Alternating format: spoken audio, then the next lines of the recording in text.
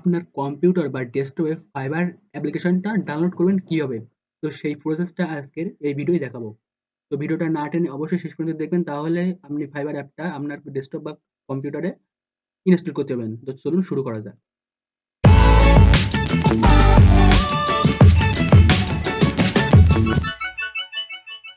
প্রথমে আপনার ফাইবারে ব্রাউজারে ক্লিক করতে হবে। ক্লিক করার পর এখানে সার্চ বারে লিখবেন ফাইবার।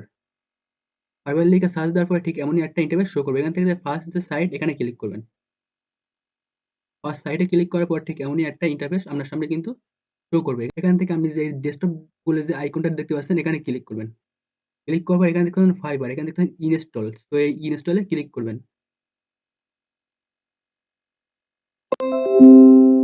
ক্লিক করার পর আপনার ফাইবার যে অ্যাপসটা ছিল তো অ্যাপসটা কিন্তু ইনস্টল হয়ে গেল। তো এখানে দেখতে পাচ্ছেন যে আপনার ফাইবার অ্যাপসটা কিন্তু ইনস্টল হয়ে গেছে। তো এইভাবে আপনি আপনার যেকোনো কম্পিউটার বা ডেস্কটপে ফাইবার অ্যাপসটা ওপেন করতে পারেন বা ডাউনলোড করতে পারেন। যদি ভিডিওটা ভালো লাগে লাইক শেয়ার কমেন্ট করতে ভুলবেন না, আর আমার চ্যানেল নতুন থাকলে অবশ্যই চ্যানেলটি সাবস্ক্রাইব করবেন।